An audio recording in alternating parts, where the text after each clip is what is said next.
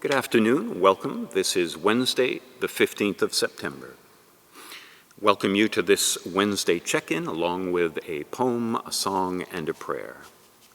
Starting out with announcements, as you may have learned yesterday, the hope of entering into the Phase 5 of the Nova Scotia COVID reopening plan has been put on hold for the time being. Dr. Strang and provincial leaders hit the pause button as we see both here in Nova Scotia and in our neighboring provinces a rise in COVID case numbers, and in particular among our younger demographic. So again, we stay the course, encourage everyone to follow current safety guidelines, and continue to urge people to get vaccinated. It is the only way we will eventually turn the corner on this persistent pandemic. Our in-person worship services remain with one 10 a.m. service uploaded for viewing following the service. Wednesday mornings we gather here at 7:30 a.m. and Fridays at noon. Monday through Friday, morning prayer is offered online, and our online meditation group will return on Thursday, September 23rd at 6:30 p.m. If you'd like to learn more about that group, please send an email to prayasucan3, the number 3, @gmail.com. This Sunday, we will begin to welcome back young people for Sunday school. There will be a gathering in the Great Hall during the 10 a.m. service. At this time, we're not prepared to reopen the nursery, given the additional safety and supervision requirements for that age group. Also, following our service this Sunday, we will take some time to reflect on where we have been and what the future may look like for us as a worshiping community in light of a pandemic that has radically altered how we live and move and have our being, to quote the book of Acts. As we have spent so many months behind masks and without opportunity for gathering and conversing, it will be good to hear from you what has been helpful, what has been challenging, what your hopes and needs are going forward. We welcome your input. So join us if you can, the 10 o'clock service in person, with a gathering here in the Cathedral following.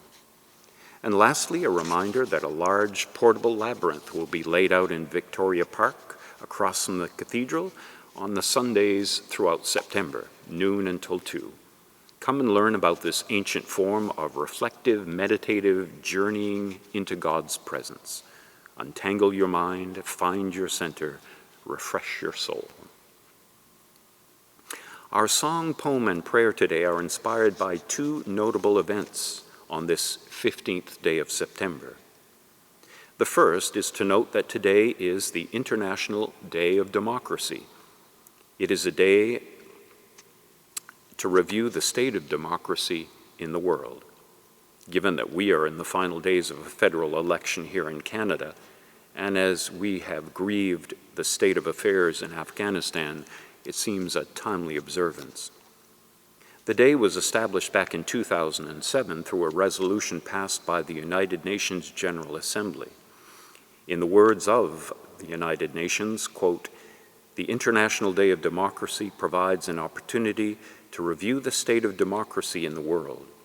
Democracy is as much a process as a goal, and only with the full participation of the international community can the ideal of democracy be made into a reality," unquote.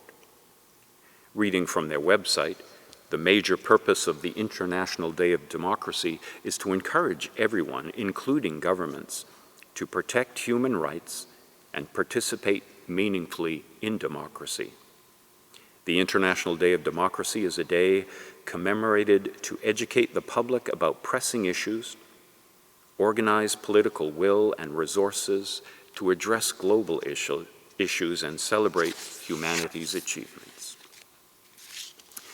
The other significant happening on this day in September is a reminder that human rights, freedoms, and justice for all, even in a democracy, can never be taken for granted. Emma Lazarus, the poet who wrote the poem The New Colossus, which is inscribed at the base of the Statue of Liberty in New York, wrote, "Until we are all free, we are none of us free." September 15, 1963, stands in history as a kind of George Floyd moment for that generation, for my generation, in the struggle for civil rights for all. September 15th in that year was a Sunday, and at the 16th Street Baptist Church in Birmingham, Alabama, it was Youth Sunday. The service was to be conducted by the young people of the church. Unknown to those who would gather there, members of the Ku Klux Klan had planted 19 sticks of dynamite in the sanctuary and detonated them during the service. The blast heavily damaged the church, injuring over 20 members of the congregation and killing outright 4 young girls: Denise McNair, Addie Mae Collins, Carol Robertson, and Cynthia Wessler. An online article from Vermont Public Radio notes, quote, "Birmingham was," the Reverend Dr. Martin Luther King Jr. said, "the most segregated city in the United States.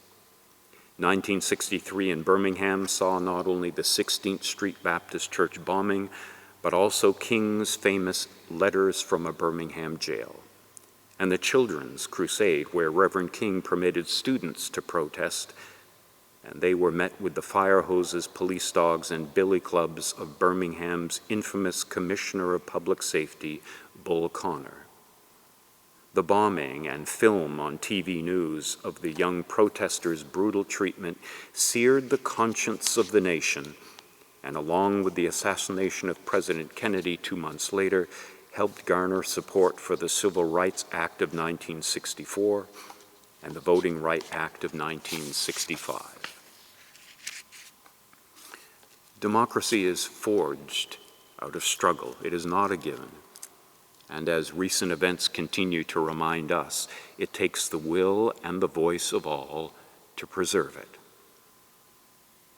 Now, as a poem, poets Langston Hughes and Dudley Randall both wrote poems about the bombing, and a fine poet's pen has the capacity to convey facts and stories with a power that narrative doesn't always have. Their poems are brutally graphic of the events of that day, and you may choose to look them up. But in researching the events of this day in 1963, I discovered a series of news photos taken at the church. One of them is from the inside of the church, looking out the gaping hole where the front doors once stood. And directly across the street, above the wreckage of a burned-out car, are the large letters spelling out Liberty on the storefront of the Liberty Contracting Company. Another photo is of the large stained glass window over the sanctuary, a window depicting Jesus as the Good Shepherd. And the window is largely undamaged, except the face of Jesus is gone. It is a haunting image indeed. So here is a poem that incorporates some of that imagery and reality. The poem has the rather lengthy title of "We Have Seen, View from the Window of the 16th Street Baptist Church, September 15th, 1963. But I was surprised to learn that the poem, written by an American poet, has a Halifax connection. Natasha Tirthaway was born April 26, 1966 in Gulfport, Mississippi, the daughter of a poet, professor, and Canadian immigrant, Eric Tirthaway, who was born here in Halifax, Nova Scotia, and a veteran of the Royal Canadian Navy. He moved to New Orleans to attend university. Natasha's mother was Gwendolyn Ann Turnbow, a black woman from Mississippi. They had to go out of state to be married, as so-called mixed-race marriages were illegal at the time. Her mother had a career as a social worker and would, some 20 years later, become a victim of murder. Natasha went on to be named United States Poet Laureate in 2012 and again in 2013. She won the 2007 Pulitzer Prize for Poetry, and her Wikipedia article notes, Tirthaway was elected in 2019 both to the American Academy of Arts and Letters and as a Chancellor of the Academy of American Poets. The Chancellor at the time, David St. John, of the Academy of American Poets, said, Tirthaway, quote, is one of our formal masters, a poet of exquisite delicacy and poise, who is always unveiling the racial and historical inequalities of our country and the ongoing personal expense of these injustices. Rarely has any poetic intersection of cultural and personal experience felt more inevitable, more painful, or more profound. So here is her poem, We Have Seen, from the window of the 16th Street Baptist Church, September 15th, 1963. Because they must have wanted the symbol of their gospel visible to all, not only to those inside the sanctuary, and perhaps to show that the Savior watches over them both in and out of church, the congregation chose the painting not on canvas, but stained glass. Christ, the Good Shepherd, in a window facing east. In the aftermath, you could have seen from a hole in the window what a photographer captured, a sign on the building across the street, the word liberty, its brutal irony in 1963, or the dark windows 2 stories above the shattered body of a car, the street strewn with debris, the slick helmets of police catching the sun, how it all seems crowded together, a flat perspective. In the short depth of field, everything is compressed into the ruined tableau. If you could look beyond it, the palimpsest of wreckage, you might see what should have been a street scene in which the parked fire truck is moving through the grainy light, headed elsewhere. The few onlookers framed in the windows, leaning out as if only to catch a breath of air. The men on the street below them going about the business of the day as if it were any other. And in the middle ground, a man raising a camera to capture something we might never had reason to see. Instead, his lens must find the wounded church, the mangled remains of windows, the twisted armatures, rosettes dangling from each gnarled grasp. And as if to remind us of the angels, how they might walk unknown among us, as if to remind us of the martyred girls like Addie Mae Collins, her face no longer a face her sister could recognize. Jesus, too, the window, his body left nearly intact, but faceless after the blast.